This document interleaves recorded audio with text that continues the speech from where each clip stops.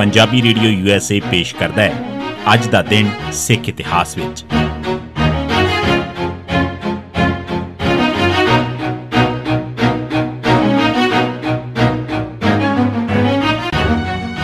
सिख इतिहास दीआं घटनावां च 1 दसंबर दा दिन 1764 अकाल तख्त साहिब सामने 30 ਸਿੰਘਾਂ ਦੀਆਂ शहीदियां। मार्च 1764 च अहमद शाह दुरानी ने 7वीं वार पंजाब ते हमला किया। इस हमले दौरान लुੱਟਮਾਰ करदा अहमद शाह ਅੰਮ੍ਰਿਤਸਰ ਵੱਲ भी गया।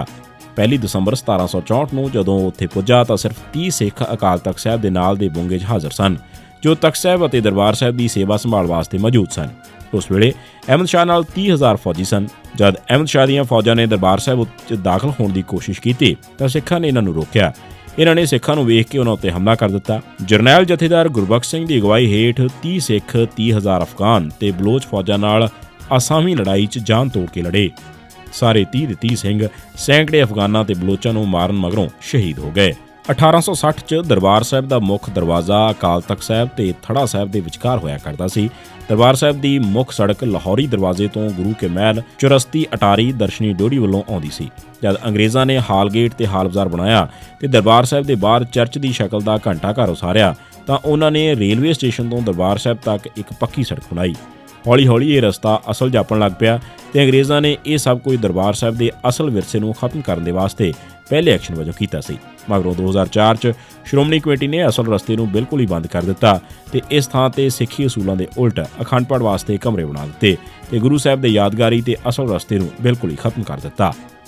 1985 ਸੁਰਜੀਤ ਸਿੰਘ ਬਰਨਾਲਾ ਨੇ ਕਿਹਾ ਕਿ 15 ਅਗਸਤ 1986 ਨੂੰ ਸਤਲੁਜ ਜਮਨਾ ਲਿੰਕ ਨਹਿਰ ਬਣ ਜਾਵੇਗੀ।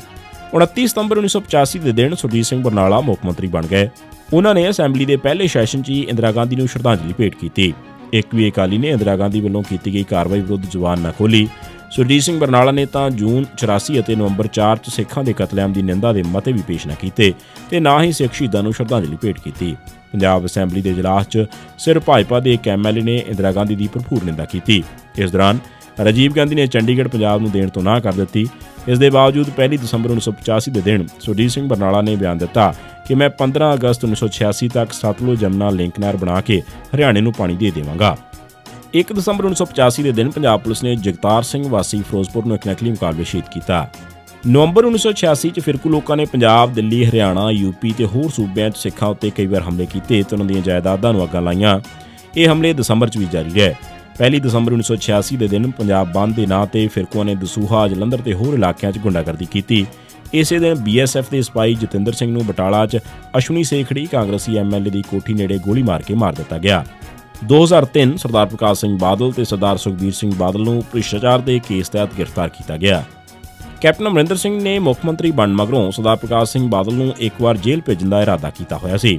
ਉਸਨੇ ਤਕਰੀਬਨ 2 ਸਾਲ ਪ੍ਰਕਾਸ਼ ਸਿੰਘ ਬਾਦਲ ਵਿਰੁੱਧ ਸਬੂਤ ਇਕੱਠੇ ਕੀਤੇ ਤੇ ਨਵੰਬਰ 2003 'ਚ ਬਾਦਲ ਤੇ ਉਹਨਾਂ ਦੇ ਪਰਿਵਾਰ ਵਿਰੁੱਧ ਕੇਸ ਦਰਜ ਕਰ ਲਿਆ।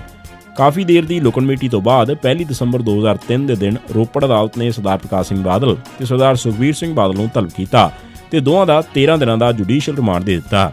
ਉਹਨਾਂ ਨੂੰ ਜੇਲ੍ਹ ਭੇਜ ਦਿੱਤਾ ਗਿਆ। ਉਹਨਾਂ ਦੀ ਜ਼ਮਾਨਤ 9 ਦਸੰਬਰ ਨੂੰ ਹੋਈ ਤੇ ਉਹ 10 ਦਸੰਬਰ ਨੂੰ ਰਿਹਾ ਹੋਏ। ਇਸ ਦੌਰਾਨ 8 ਦਸੰਬਰ ਨੂੰ ਬਾਦਲ ਦਾ ਜਨਮਦਿਨ ਸੀ ਤੇ ਇਸ ਮੌਕੇ ਉਹ ਜੇਲ੍ਹ 'ਚ ਸਨ। ਇਸ ਦਿਨ ਨੂੰ ਜਬਰ ਵਿਰੋਧੀ ਦਿਨ ਵਜੋਂ ਮਨਾਇਆ ਗਿਆ ਤੇ ਮੁੱਖ ਰੈਲੀਆਂ ਪਟਿਆਲੇ 'ਚ ਕੀਤੀਆਂ ਗਈਆਂ। ਇਹ ਸੀ ਸਿੱਖ ਇਤਿਹਾਸ ਦੀਆਂ ਘਟਨਾਵਾਂ 'ਚ 1 ਦਸੰਬਰ ਦਾ ਦਿਨ। ਸੁਣਦੇ ਰਹੋ ਪੰਜਾਬੀ ਰੇਡੀਓ USA। ਸਿੱਖ ਇਤਿਹਾਸ ਨਾਲ ਸੰਬੰਧਿਤ ਇਹ ਘਟਨਾਵਾਂ ਡਾਕਟਰ ਹਰਜਿੰਦਰ ਸਿੰਘ ਦਲਗੀਰ ਦੀ ਕਿਤਾਬ ਸਿੱਖ ਤਵਾਰੀਖ 'ਚੋਂ ਧੰਨਵਾਦ ਸਹਿਤ ਲਈਆਂ ਗਈਆਂ ਨੇ। ਸੁਣਦੇ ਰਹੋ ਪੰਜਾਬੀ ਰੇਡੀਓ USA।